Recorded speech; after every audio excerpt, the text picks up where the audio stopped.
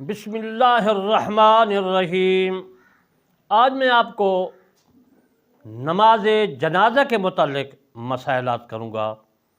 مسائل عرض کرنے سے پہلے میں آپ کی خدمت میں عرض کرتا ہوں کہ آپ نے ان مسائل کو دوسروں تک بھی پہنچانا ہے اور آپ نے خود بھی ان کو یاد رکھنا ہے تاکہ ہر مسلمان دینی مسائل سمجھ سکے۔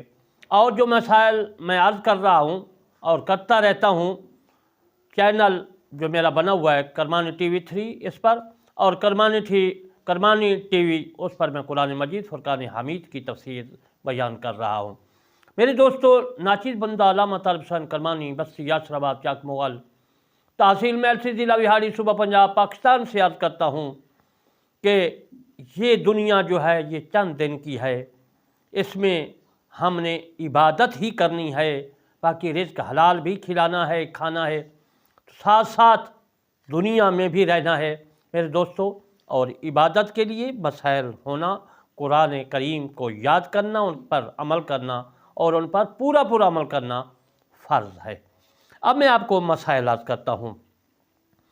میت کے بدن کفن کا پاک ہونا یہ بھی ضروری ہے۔ بدن پاک ہونے سے یہ مراد ہے کہ اسے غسل دیا گیا ہو یا غسل ناممکن ہونے کی صورت میں تیمم کرایا گیا ہو، اور کفن پہنانے سے پیشتر بدن سے نجاست نکلی تو دھو ڈالی جائے، اور بعد میں خارج ہوئی تو دھونے کی حاجت نہیں۔ اور کفن پاک ہونے کا یہ مطلب ہے کہ پاک کفن پہنایا جائے، اور بعد میں اگر نجاست خارج ہوئی اور کفن آلودہ ہوا تو حرج نہیں ہے۔ یہ مسئلہ جو میں نے عرض کیا ہے یہ در مختار میں بھی موجود ہے، اس کی شرح ہے تفسیر شامی، اس میں بھی موجود ہے، اور حضرت علامہ امجد صاحب رحمۃ اللہ علیہ نے اپنی کتاب بہار شریعت نماز جنازہ کا بیان میں لکھا ہے۔ اور ان کے علاوہ فتاوی قاضی خان ہے، فتاوی عالمگیری ہے، اور بحر الرائق ہے، اور تارخانیہ ہے، کونیہ ہے۔ ان کے علاوہ باقی بھی فقہ کی کتابیں ہیں، ان میں بھی یہ مسائل موجود ہیں۔ بغیر غسل نماز پڑھی گئی نہ ہوئی، اسے غسل دے کر پھر پڑھیں، اور اگر قبر میں رکھ چکے مگر مٹی ابھی نہیں ڈالی گئی تو قبر سے نکالیں اور غسل دے کر نماز پڑھیں، اور مٹی دے چکے تو اب نہیں نکال سکتے، لہٰذا اب اس کی قبر پر نماز پڑھیں کہ پہلی نماز نہ ہوئی تھی کہ بغیر غسل ہوئی تھی، اور اب چونکہ غسل ناممکن ہے لہٰذا اب نماز ہو جائے گی۔ یہ مسئلہ جو میں نے عرض کیا ہے یہ در مختار کی تفسیر ہے، شرح ہے، اس کا نام ہے فتاوی شامی رد المختار، اس میں موجود ہے۔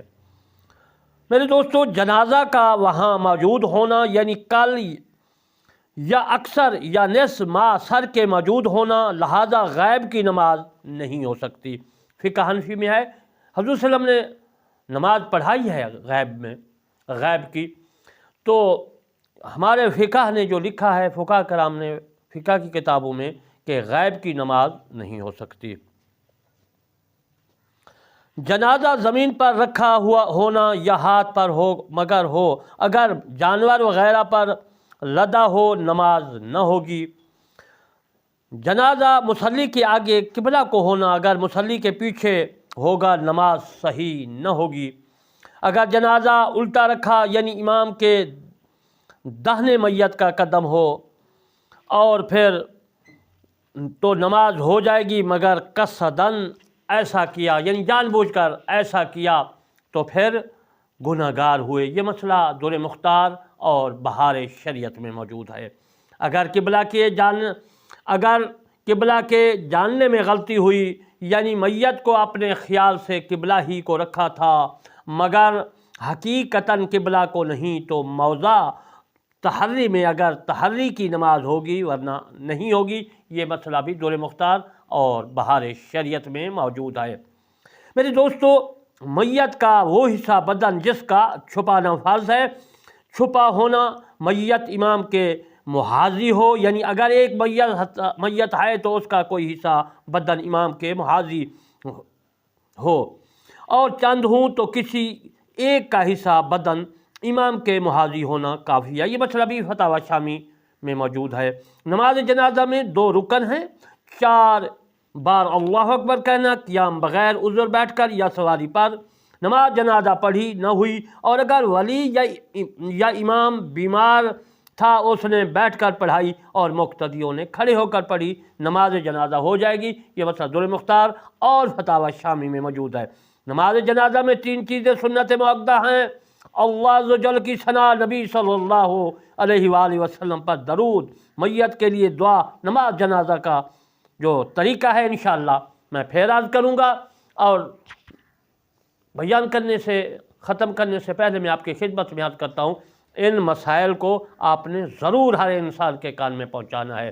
انشاءاللہ باقی نماز جنازہ کا طریقہ میں عرض کروں گا۔ وما علینا الا البلاغ المبین۔